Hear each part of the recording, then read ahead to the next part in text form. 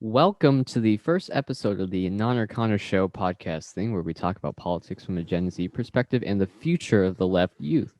Right now, it is very topical. It is January 20th, 2021 at 11:34, a couple minutes before Biden will be sworn into office, ending the Trump administration, which has been particularly developmental for Gen Zers. So speak to how you think the political development of young people in the Trump age has affected their outlook on politics. To be quite frank with you, I think growing up politically in the Trump era has been a very negative thing for Gen Zers because you have one side of the country who defends Trump incessantly for anything he does, and then you have another side who is just outraged at everything he does. So instead of actually taking like a calculated, pragmatic look at politics and really critical thinking, people are very reactionary and they really let their emotions dictate um, how they react to things in the Trump era, and I think that is bad. And it's mostly reactionary in terms of social issues too. So I posted a poll on Instagram yesterday, and it's very simple. It just says who was worse, Bush or Trump, and Bush is, in the modern era is usually implied as W. So very interesting here. 7 votes said Bush was worse, and 49 said Trump. And I'll preface this with saying that 5 of the people who said Bush was worse are Trump fans. What do you make of that? I think that most of the people who answered your poll are younger people, right? People that are our age, 16 to 20 around. 16 to 20. So, they weren't really, they weren't alive when Bush started to be president, and then they were too young to, really analyze what he was doing. And then now that they're older, they haven't really at all looked back and analyzed Bush's presidency. Even one of the people who answered for Trump said, and he admittedly doesn't know anything about Bush, right? Yeah. So why do you think that they feel the need to vote in the poll when they don't have all the correct information? Is that indicative of how people vote in general? I think Yeah, absolutely. People vote without enough information all the time. And then also I think people feel they grew up, they were politically aware during Trump's presidency. So they remember feeling outraged at all the terrible things that he did. So without having any knowledge on Bush, they just, I think, sort of impulsively clicked, oh yeah, obviously Trump is worse. Like that's like second nature for them to say Trump is the worst. Yeah. So I'm going to read a couple of responses here. Some of them are redundant, but so the first one here is Trump didn't have a good response to COVID, which is major.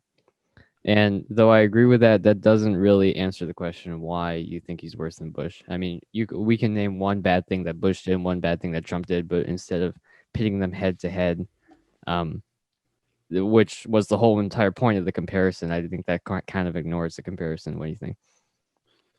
Yeah, I think that that's definitely true. Like you could, by the same logic, you could just say Bush didn't have a great 9/11 response, and that's why I voted Bush. Like that doesn't accomplish anything. Like in order to effectively respond, you need to say, for example, I think Bush lied about going to war with the Middle East, and I think that that was so bad that that was worse than anything Trump that did. That would be a better answer. That's not an answer. That's just saying, oh, Trump did this bad thing. Right. And here's an even worse answer. Next one, because Trump is a literal demon from hell. Yeah. Yep. That I don't know. really. What is Bush then? A literal demon from somewhere else. All right. The division that Trump has caused within the country is truly embarrassing. Do you think that's like? Do you think he caused the division, or do you think he just brought it to the forefront? I feel like a lot of people were hiding in their shells until they felt the need to be more politically engaged, and that's not necessarily because of Trump. It's also because they feel like they have a right when there's lots of social media platforms now, and in groups and out groups and whatever. Mm-hmm. He's definitely, in some ways, encouraged division and encouraged polarization, but in a lot of ways, I think you're right. He's really just exposed people's true forms. I mean, he didn't make people racist. These people just felt like they could come out of the woods and do violent things when he was president because he supported them. And he said, there was good people on both sides. He told the Proud Boys to stand by. Like that didn't get created under Trump. They just felt comfortable to come public under Trump. Trump is an idiot, but Bush spurred the war on terror, which is still in effect today. So that's that's the only response here that was a reason for Bush being worse. Yeah, that's valid. Yep, it's quite valid. This is probably my favorite here. Bush probably committed more war crimes, but Trump normalized white supremacy. What do you think about that? Yeah, not only, I mean, I don't want to have to say one is worse than the other, but war crimes, generally speaking, are worse than white supremacy because war crimes imply violence against innocent people. And a lot of white supremacists exist peacefully, believe it or not. But even if we have to compare which of those two is worse, that's just not true. Trump really didn't normalize white supremacy. It existed. And then, yeah, he didn't create it. He didn't normalize it. It was there. Yeah, and we're not denying here that white supremacy is a major factor in violence in the United States against people of color and such. But Yeah. when you put it on a pedestal between being like really mean and racist and just like a horrible person 99% of the time and doing violence 1% of the time versus like literally committing war crimes, Yeah. I think it's not really fair to say that Trump is worse in that respect. But Trump did commit war crimes, He did. just not as many, shall we say. All right. So Trump was far more inspiring to right wing racism and passed more discriminatory acts. You think he passed more discriminatory acts? Again, he passed discriminatory acts that are at the front of our brains because we were older and conscious when he was doing it. But, Bush wasn't exactly a champion of civil rights. All right. This is the only one that involves foreign affairs. George W. Bush is respected more outside the U.S. because he was more diplomatic. Diplomatic in what way? Like invading other people's countries, taking bribes from the Saudis? That sounds very diplomatic to me. Is it just because they don't like Trump in Russia? Is that the part? I don't know how any of that makes any sense. I mean, Bush lied about going to war. He lied about the reason for doing so. There was really no justification for doing it. And then it's resulted in hundreds of thousands of innocent deaths. So to say that Bush was more diplomatic is misleading at best. Yeah. And then this is probably the most fair, but this person still said that Trump was worse. All it says is recency bias. Yeah. Yep. At least they're being honest. They're being honest, but I mean, they still decided to vote in the poll, so yeah, ignorance bias. How about that? All right, we went through our non-scientific Instagram poll. Now let's look at some scientific polls. So here's Real Clear Politics, Trump's approval rating since 2017. So as you can see, it started off here pretty much neck and neck, and just like big division in the middle. Pretty much what you would expect. And then towards the end, Capitol riots, and he's doing really poorly now as he leaves office.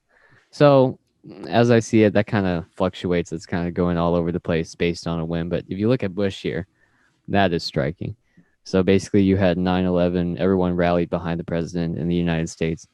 But as he was going, it's just a constant wearing down and wearing down. As the job market gets worse, as the Iraq war and Afghanistan continues on. I mean, I think that's a lot more telling than this, because everything here is sort of just based on a whim and based on what he did. But Bush just continued being just a terrible president. What do you think about those polls? Yeah, I think you're right about everything you said, and it's really indicative of a time where there's really two sides. So with Trump's approval rating, he'll do something that like the Republican Party can get behind, and his approval will go closer to 50. And then he'll do something terrible, like botch the COVID response, or the Capitol riots will happen that he incited, and then it'll go down, closer to 30. So I think that really shows that we're really divided. And even so, sometimes Trump will do something that really neither side can support. And then, yeah, Bush just went downhill. As it got to 2004, 2005, people realized, what the hell are we in Iraq for? Like, this doesn't make any sense. And the economy's terrible. So, yeah.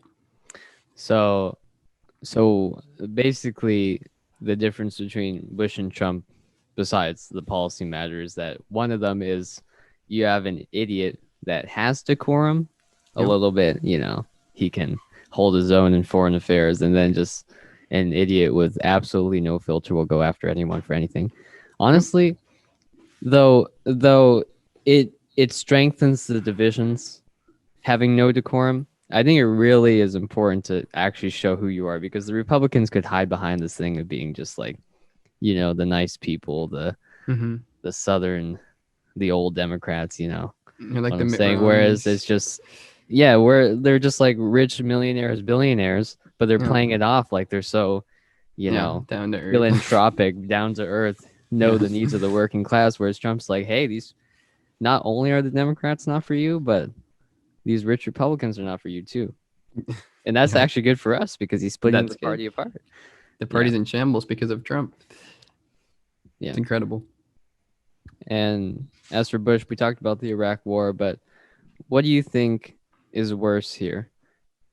Ordering American soldiers to kill hundreds of thousands of Iraqi civilians and um, by the same token, thousands of American casualties, deaths and injuries, lifelong injuries, versus just being a complete moron, sort of thieving, knowing about it, but not doing anything on COVID.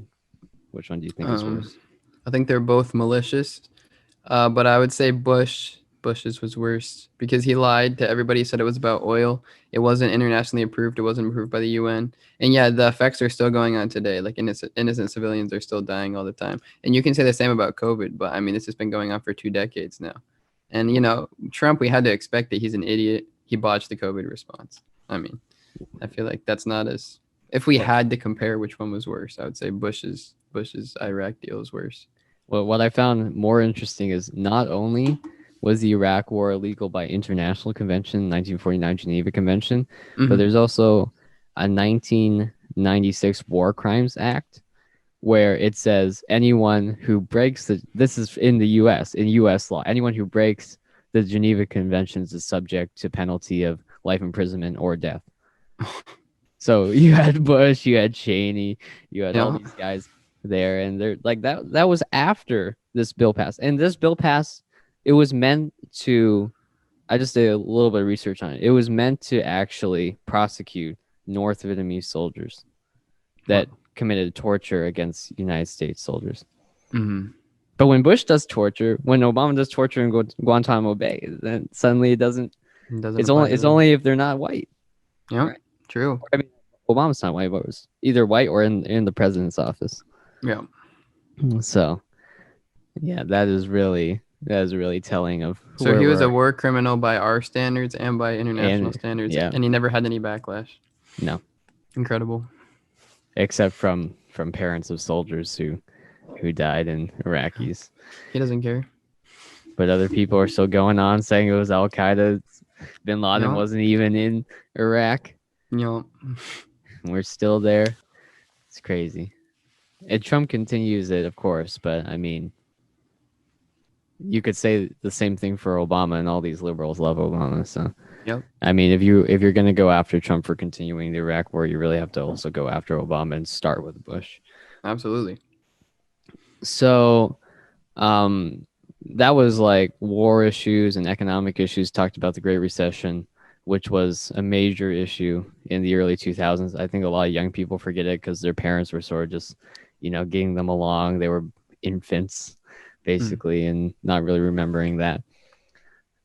So they came out of it better or worse, and that's the way they know life now. So I don't think that has a really big effect on the political development of young people. But what definitely does is the social issues that have been going on, especially in 2020 with the BLM movement and such.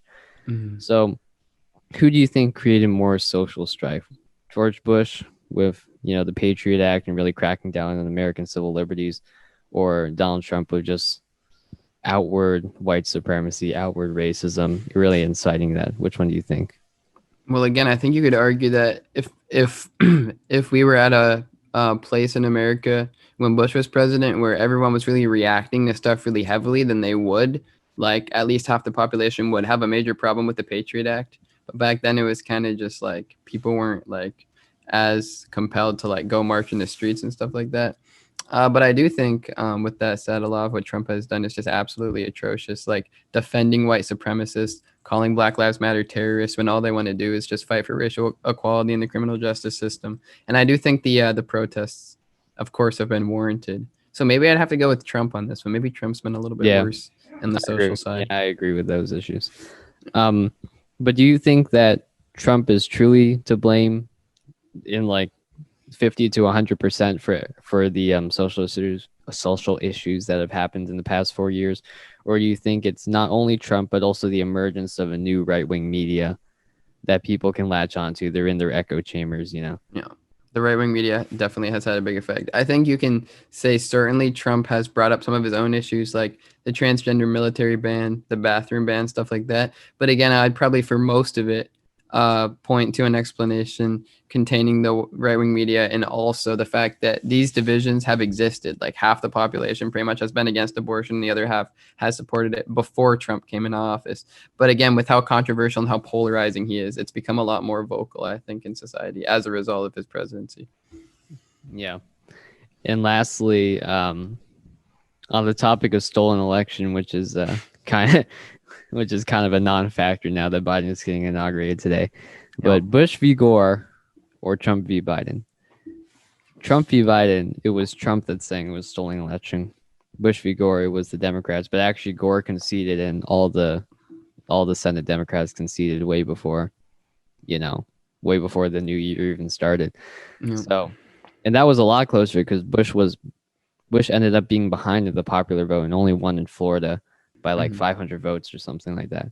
Yep. And it was because of the Supreme Court, which was mainly conservatives at the time and people who were friends with this daddy, HW. And also the governor of Florida was Jeb Bush. Jeb Bush. Right? That's totally democratic. And he had some vote counters that were his allies as well. Yeah. Yeah. So you're talking about a stolen election, like that sounds like a stolen election. There's evidence of it in 2000. And you ever wonder what would happen if Gore was president? I don't know too much about Gore, but probably the Iraq War wouldn't have happened. Maybe you wouldn't have done the Iraq War. You might have still gone to Afghanistan too. But yeah, definitely. I think with this, we have taken a good look at why Bush is worse than Trump. But it will not seem that way for young people in the next 10 years. They will remember this time as the time of major social strife.